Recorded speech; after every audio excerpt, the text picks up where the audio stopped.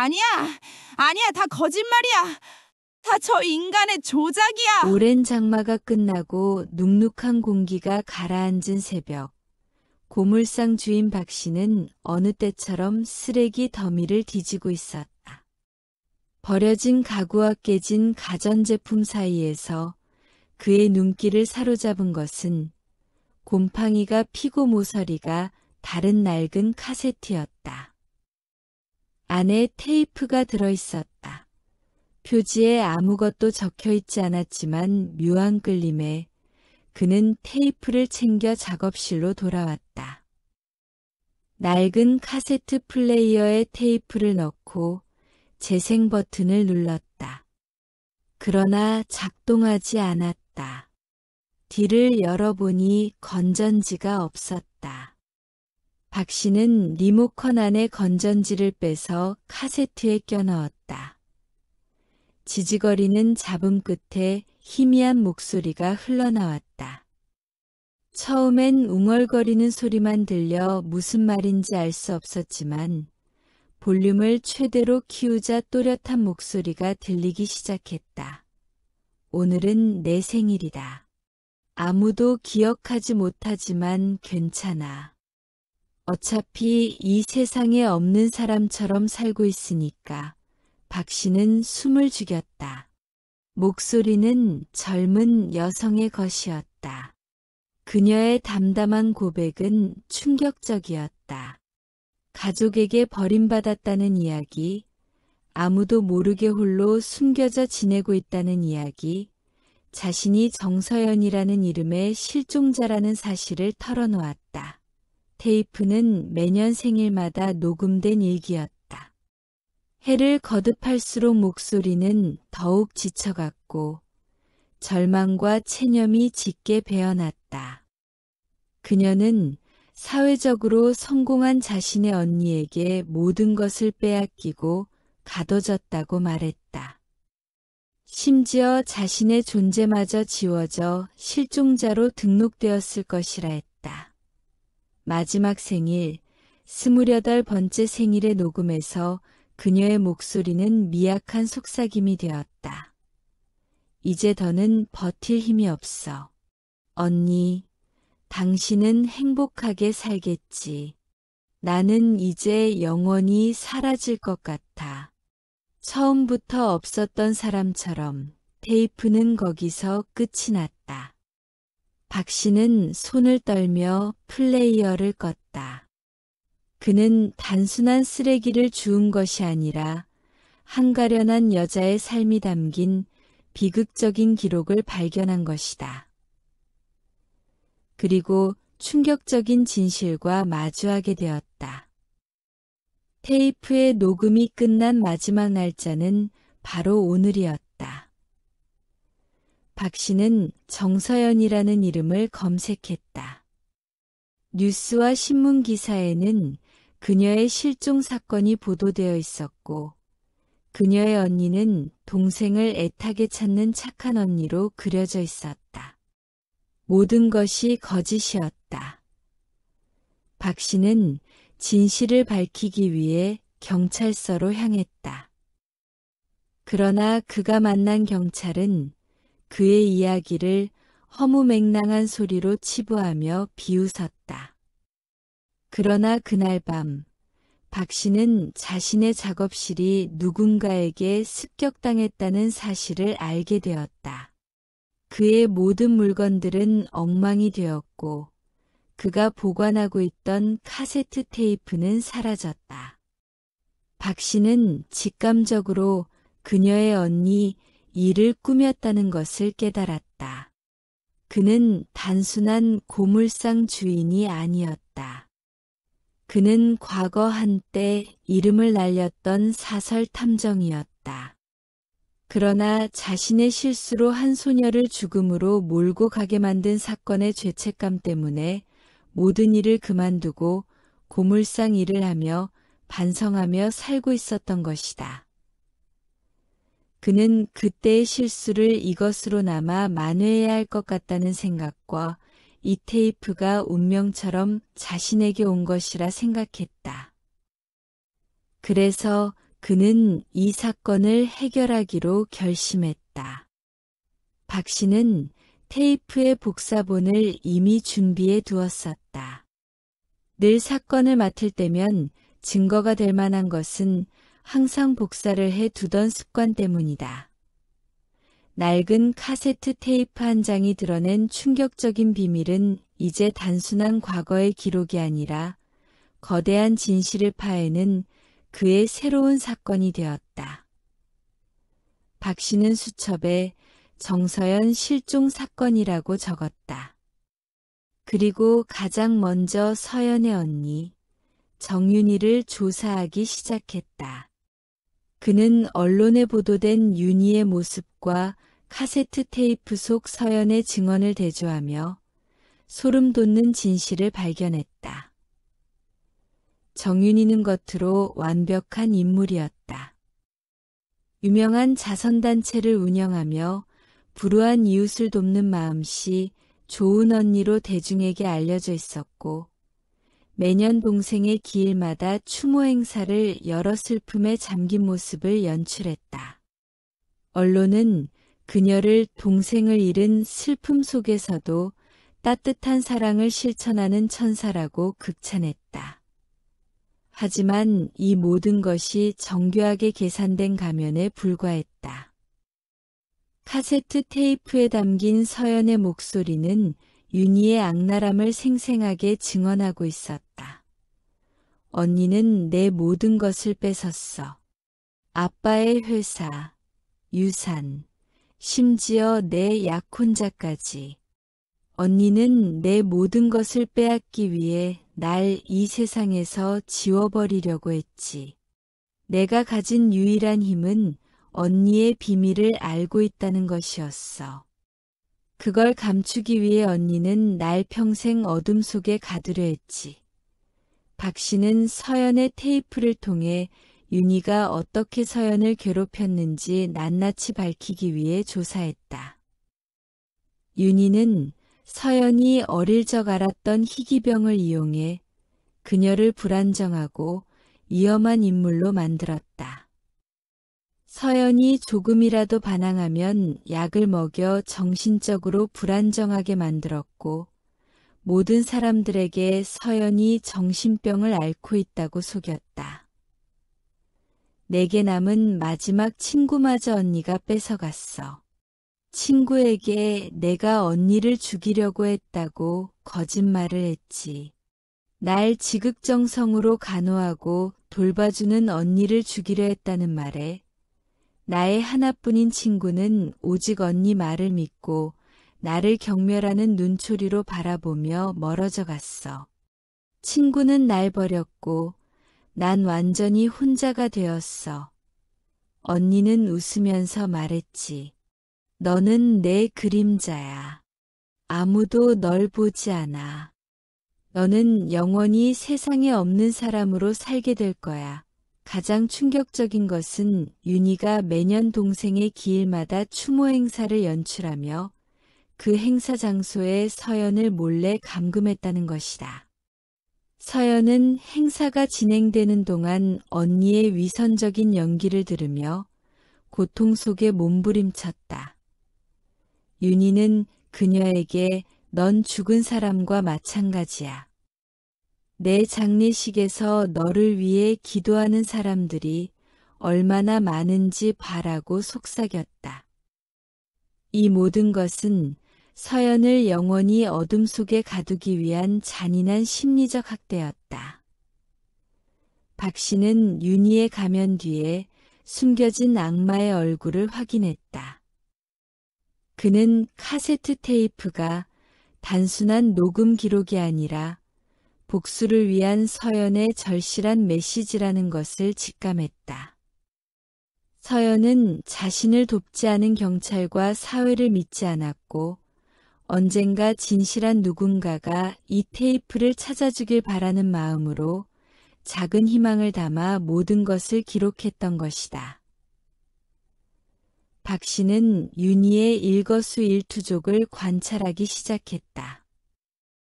그녀는 여전히 언론과 대중 앞에서 슬픔에 잠긴 천사 연기를 하고 있었다. 그는 윤희가 주최하는 동생 추모 행사에 직접 찾아갔다. 수많은 카메라와 기자들이 그녀를 에워싸고 있었고 윤희는 우아한 미소를 지으며 동생을 잃은 슬픔에 대해 이야기했다.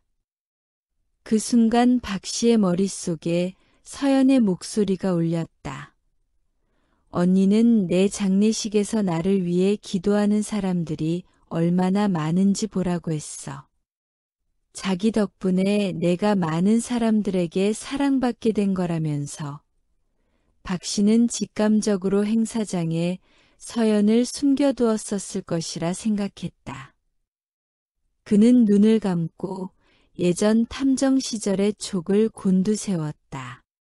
주변의 작은 소리와 공기의 흐름, 그리고 사람들의 시선을 읽어냈다. 그때 행사장 무대 뒤편의 작은 창고 문이 미세하게 열렸다 닫히는 것을 포착했다. 순간 윤희는 연설하는 동안에도 그 낡은 작은 창고 문을 자꾸 의식하는 듯했다. 연설을 하면서 관중을 보는 것 같았지만 시선은 습관처럼 계속 그 창고를 보는 것이었다. 박 씨는 조용히 기자들과 인파를 피해 창고로 다가갔다. 안은 텅 비어 있었지만 퀴퀴한 냄새와 함께 바닥에 작은 핏자국이 희미하게 남아 있었다. 그는 핏자국이 윤희가 서연에게 물리적 폭력을 가한 흔적일 가능성을 배제하지 않았다. 그리고 작은 핏자국을 사진으로 남겼다. 박 씨가 창고를 나서는 순간 한 경비원이 그를 막아섰다. 여기는 출입금지입니다. 윤희의 개인 경호원이었다.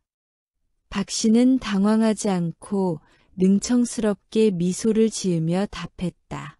죄송합니다. 화장실을 찾는 중인데 이곳이 처음이라 길을 잃었네요. 그의 노련한 거짓말은 통했고 경비원은 그를 의심 없이 돌려보냈다.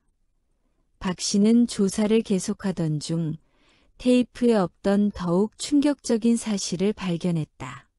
서연의 약혼자였던 남자, 현재 윤희와 결혼하여 행복한 가정을 꾸리고 있는 그 남자를 미행하기 시작했다. 어느 날 밤, 박 씨는 그 남자가 늦은 시간에 한정신과 병원을 찾아가는 것을 목격했다. 호기심에 이끌려 박 씨도 조심스럽게 뒤를 따랐다. 병원 지하에는 일반인이 접근할 수 없는 특수 병동이 있었다. 박 씨는 청소부로 위장하여 그곳에 침투했다. 그리고 그곳에서 믿을 수 없는 광경을 목격했다. 특수 병동의 한 방에는 식물인간 상태로 누워있는 여성이 있었다.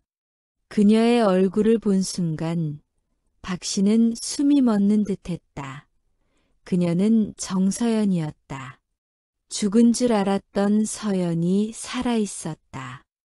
하지만 의식 없이 생명유지 장치에만 의존한 채 누워있었다. 박 씨는 급히 병실을 나와 병원 기록을 해킹했다.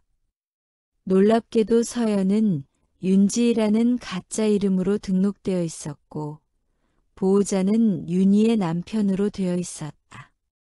의료 기록에는 자살 미수로 인한 뇌손상이라고 적혀 있었다. 박 씨는 소름이 돋았다. 테이프의 마지막 녹음 이후 서연에게 무슨 일이 일어난 것일까? 그리고 윤희는 서연이 죽었다고 거짓말을 한 것일까? 다음 날 박 씨는 병원의 간호사 한 명을 조심스럽게 접근했다. 몇 번의 만남 끝에 신뢰를 얻은 그는 충격적인 증언을 듣게 되었다. 그 환자요. 5년 전에 입원했어요. 처음엔 의식이 있었는데 이상했어요. 자꾸 누군가를 두려워하며 울부짖었거든요. 자꾸 나를 죽이려 해라고 계속 소리쳤죠. 그런데 어느 날 윤희 씨가 병문안을 온 날 이후로 갑자기 의식을 잃었어요. 의사들도 원인을 몰랐죠. 그 이후로 지금까지 식물인간 상태예요. 박 씨는 모든 퍼즐 조각이 맞춰지는 것을 느꼈다. 윤희는 서연을 완전히 지우기 위해 마지막으로 무언가를 했고 그것이 서연을 식물인간으로 만들었다. 그리고 서연을 가짜 이름으로 숨겨놓은 채 세상에는 동생이 실종되었다고 거짓말을 한 것이다. 더 끔찍한 것은 윤희가 매년 추모 행사를 열며 기부금을 모으고 있었다는 사실이었다. 그 돈 중 일부는 서연의 생명유지 장치 비용으로 사용되고 있었다. 윤희는 말 그대로 동생의 살아있는 죽음을 이용해 돈을 벌고 명성을 쌓고 있었던 것이다. 박 씨는 더 깊이 파고들었다. 그는 윤희와 경찰청장의 관계를 조사하기 시작했다. 며칠간의 미행 끝에 그는 두 사람이 은밀하게 만나는 장면을 목격했다. 늦은 밤, 한적한 레스토랑의 VIP룸. 박 씨는 인근 건물 옥상에서 고성능 도청 장비를 설치했다. 그들의 대화가 선명하게 들려왔다. 청장님, 그 고물상 주인이 계속 돌아다니고 있어요. 제보를 하러 다니는 것 같던데 걱정 마십시오. 증거가 없으면 아무 소용없어요. 테이프는 이미 회수했고 그 남자의 신뢰도는 바닥이잖아요. 과거의 실수로 사람 죽게 만든 탐정이라는 소문만 퍼뜨리면 됩니다. 하지만 만약 병원을 찾아낸다면 그럴 리 없어요. 당신 남편 이름으로 되어 있고 가짜 이름까지 썼잖아요. 설사 찾아내더라도 서연이 자살을 시도한 거라는 의료 기록이 있어요. 당신은 그저 불쌍한 동생을 치료하려 했지만 실패한 선한 언니일 뿐이죠. 5년 전 그날. 정말 계획대로 되어서 다행이었어요. 제가 말했잖아요. 완벽한 범죄는 법의 테두리 안에서 이루어진다고. 서연이 당신에게 폭력을 휘둘렀다는 거짓 신고, 정신병원 강제 입원, 그리고 그곳에서 일어난 불행한 사고. 모든 게 합법적이었어요. 그래서 제가 청장님께 매년 그 정도는 드려야죠.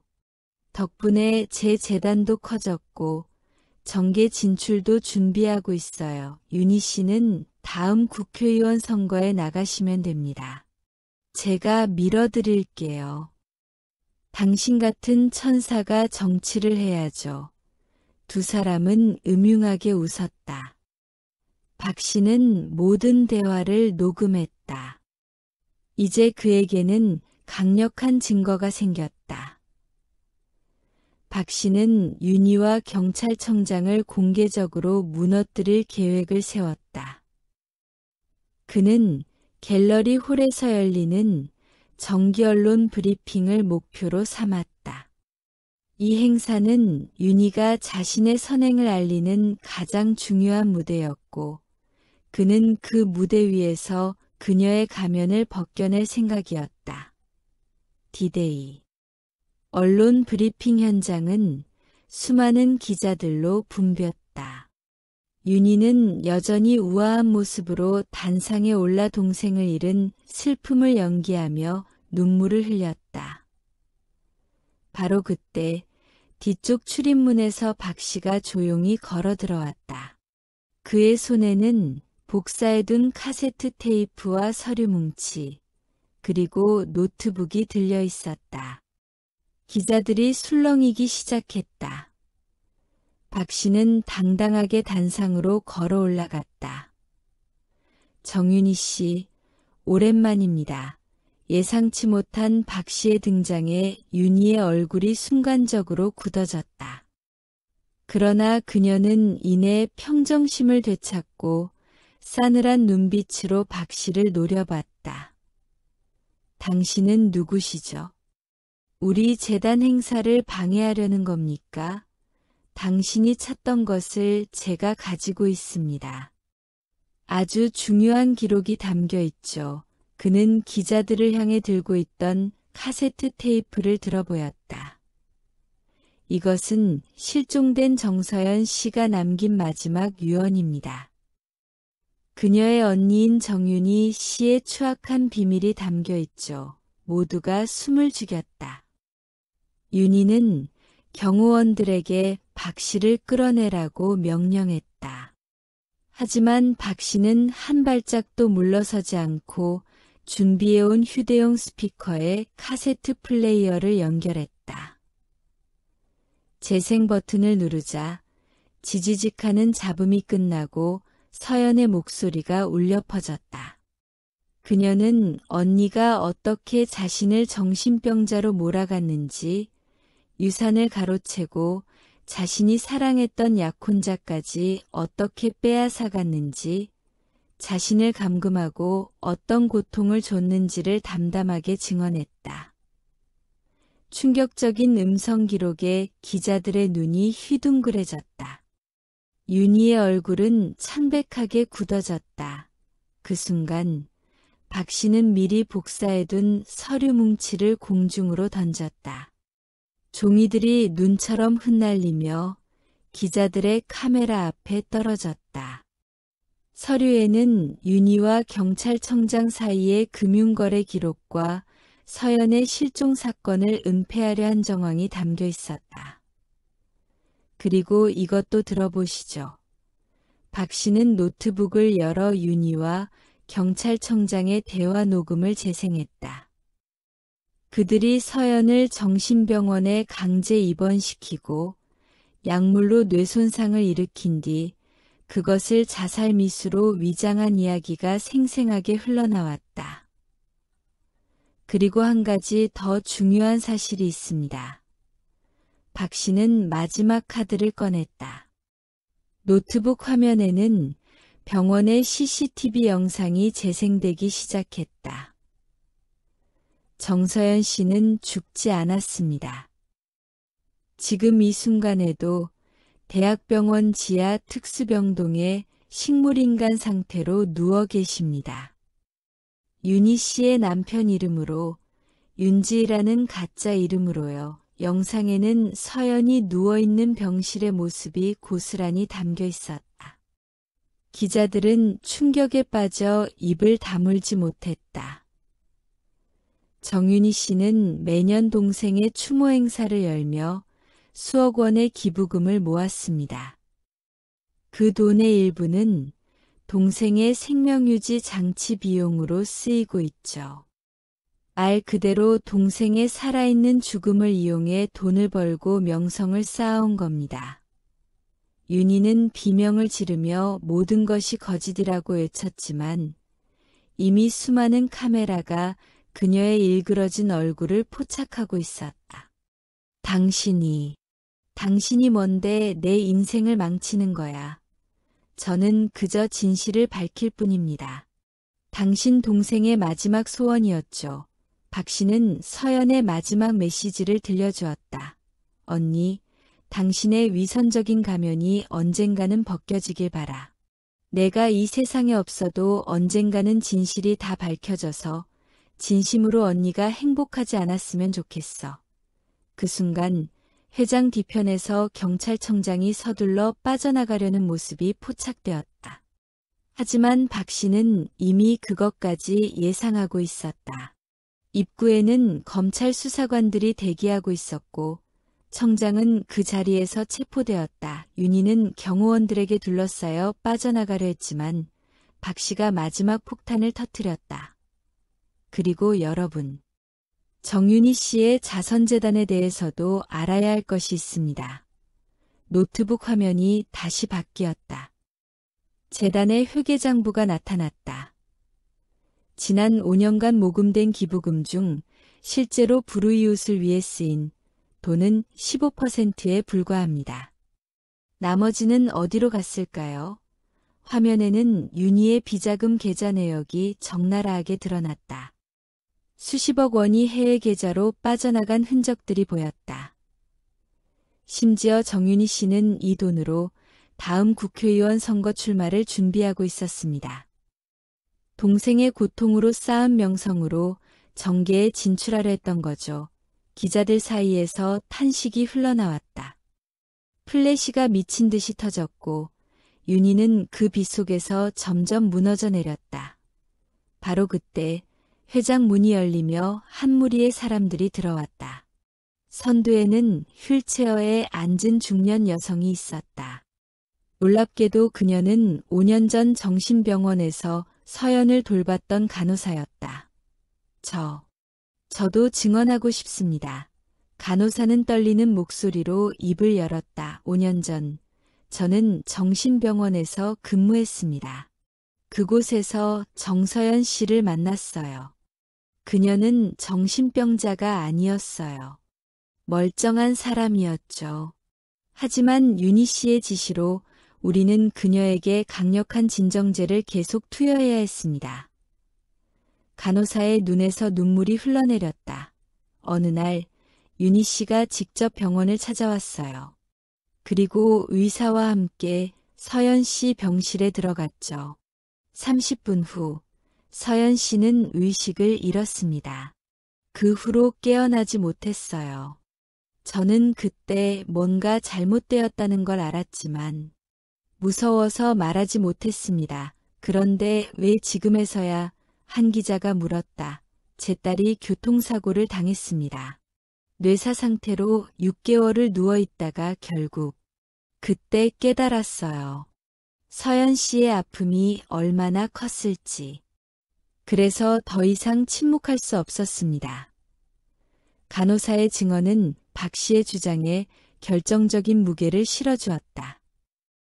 윤희는 이제 완전히 무너진 표정으로 그 자리에 주저앉았다. 하지만 이야기는 여기서 끝나지 않았다. 회장 뒤편에서 한 남자가 일어섰다. 그는 바로 서연의 옛 약혼자이자 현재 윤희의 남편이었다. 저도 말하고 싶습니다. 모두의 시선이 그에게 쏠렸다. 그의 얼굴은 창백했고 손은 부들부들 떨리고 있었다. 저는 괴물이었습니다. 5년 전, 아니, 그보다 훨씬 전부터요. 무슨 소리야. 당신 지금 뭐 하는 거야? 윤희가 비명을 질렀지만 남자는 계속했다. 저는 처음부터 서연을 사랑한 적이 없었습니다. 저는 그녀의 아버지 회사가 필요했을 뿐이었어요. 하지만 서연의 아버지는 회사를 둘째 서연에게 물려주려 했죠. 서연은 자신이 운영하지 않고 전문 경영인에게 맡긴다고 했어요. 그래서 저는 회사를 차지하고 싶어 윤희와 손을 잡았습니다. 청중들 사이에서 충격의 탄성이 터져나왔다. 우리는 함께 서연을 제거할 계획을 세웠습니다. 서연이 정신병을 앓고 있다는 거짓 소문을 퍼뜨리고 그녀를 고립시켰죠. 그리고 마지막으로 정신병원에서 그녀의 의식을 빼앗았습니다. 닥쳐. 당신 지금 미쳤어? 윤희가 남편에게 달려들려 했지만 경호원들이 그녀를 제지했다. 저는 더 이상 이 죄책감을 견딜 수 없습니다. 매일 밤 서연의 목소리가 들려요. 왜 날 버렸어? 왜 언니 편을 들었어? 저는 그녀를 배신했습니다. 그리고 그 대가로 이 모든 것을 얻었죠. 남자는 주머니에서 USB를 꺼내 박 씨에게 건넸다. 여기 모든 증거가 있습니다. 우리가 주고받은 이메일, 병원과의 거래 내역, 그리고 그날 밤 병실에서 찍힌 CCTV 영상까지.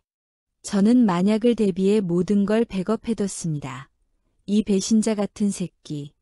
윤희가 비명을 지르며 남편에게 덤벼들었다. 두 사람은 단상 위에서 난투극을 벌였고 그 모습이 생중계로 전국에 방송되었다.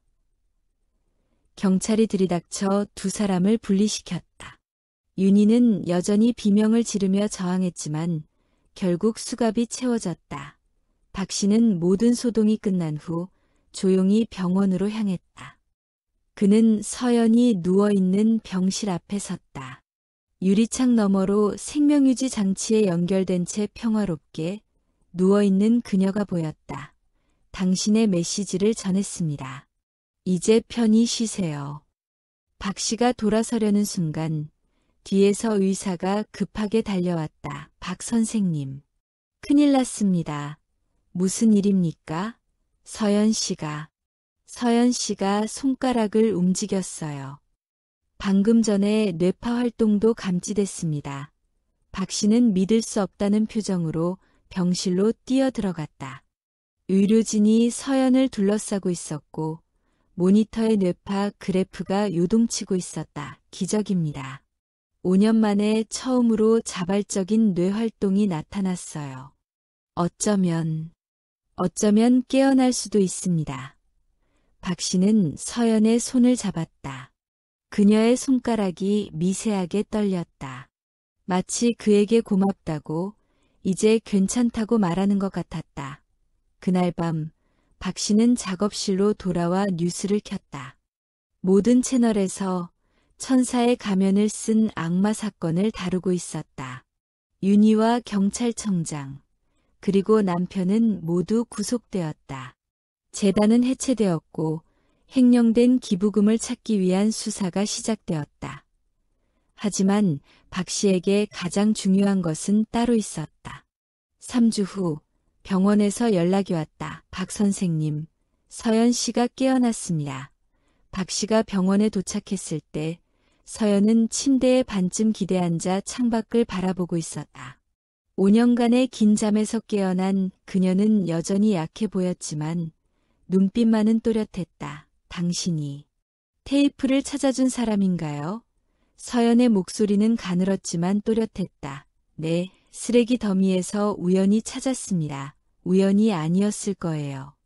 저는 마지막 힘을 다해 제 염원을 담아 그 테이프를 버렸어요. 누군가 찾아주길, 누군가 진실을 밝혀주길 바라면서 서연의 눈에서 눈물이 흘러내렸다. 5년이나 걸렸지만 결국 당신이 찾아주셨네요. 감사합니다. 이제 어떻게 하실 겁니까? 박 씨가 조심스럽게 물었다. 다시 시작해야죠. 잃어버린 시간을 되찾을 수는 없지만 이제는 제 삶을 살 수 있을 것 같아요. 언니의 그림자가 아니라 정서연으로서요. 그녀는 희미하게 미소 지었다. 5년간의 어둠을 뚫고 다시 찾아온 빛처럼 6개월 후 박 씨는 고물상 일을 계속하고 있었다. 여전히 새벽마다 쓰레기 더미를 뒤지며 버려진 물건들 속에서 가치를 찾아냈다. 어느 날 익숙한 목소리가 들려왔다. 박 선생님, 돌아보니 서연이 서 있었다. 그녀는 6개월 전보다 훨씬 건강해 보였고 밝은 미소를 짓고 있었다. 재활치료가 끝났어요. 이제 다시 걸을 수 있게 됐죠. 잘 됐습니다. 그래서 왔어요. 선생님께 제안이 있어서요. 서연은 명함 한 장을 내밀었다. 정서연 법률상담소 소장이라고 적혀 있었다.